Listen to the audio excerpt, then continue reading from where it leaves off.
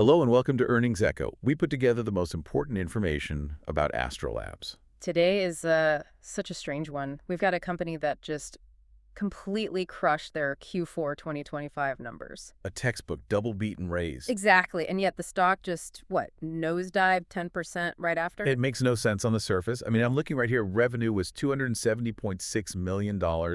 That's up 92% year over year. And 115% for the full year. They even beat on EPS, 58 cents. And the Q1 guidance is strong, too. They're projecting, almost $300 million in revenue? But any normal metric, this should be a huge win. So what's the disconnect?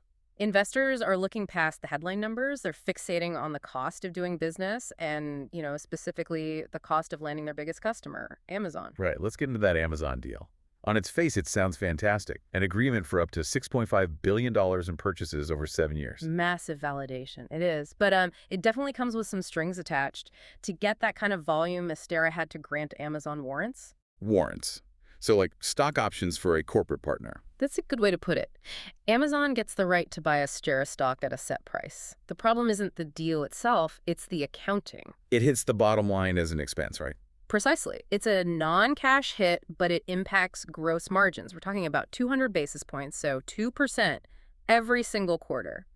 And that starts Q2 2026. Okay, so the top line is great, but the profitability on each dollar sold is going to look a bit weaker for a while. And that's what the market is reacting to. It's a classic sell the news situation. They saw margin compression. They saw rising OPEX. Which is jumping to over $112 million next quarter. And they got spooked. So let's dig into what they're actually selling. Yeah. Astera is known as the retimer company.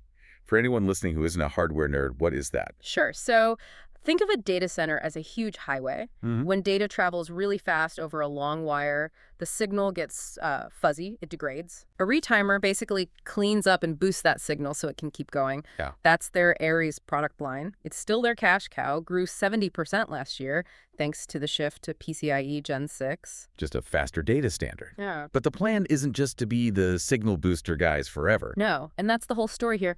The pivot is to a full connectivity platform. The key to that is their Scorpio line. These are switches, so instead of just boosting the signal, now they're directing the traffic. And how's that part of the business doing? Surprisingly well, actually. The Scorpio P-Series is already over 15% of revenue.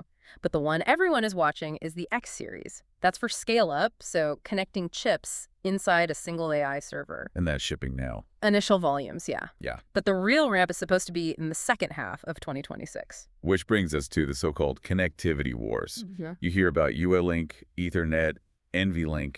Where does Astera actually stand? They're playing Switzerland. They're being strategically neutral. On the call, management was very clear they're committed to UALink, with AWS, Trainium, and AMD behind it. Right. But they also basically said, look, if the market shifts to Ethernet scale up, we can do that too. Smart. Don't pick a side, sell to everybody. But let's go back to the spending. Why is the OPEX jumping so much?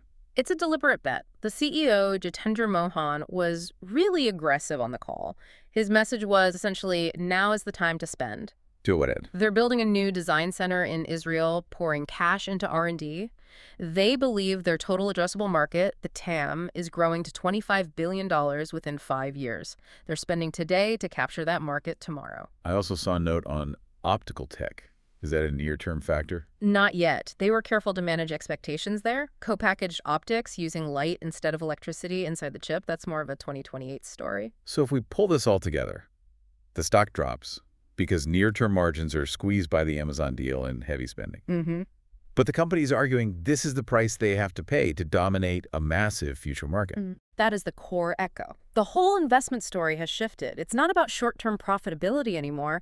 It's about whether you believe their Scorpio X-Series can become the backbone of AI data centers by 2027. If you do, this margin hit is just noise.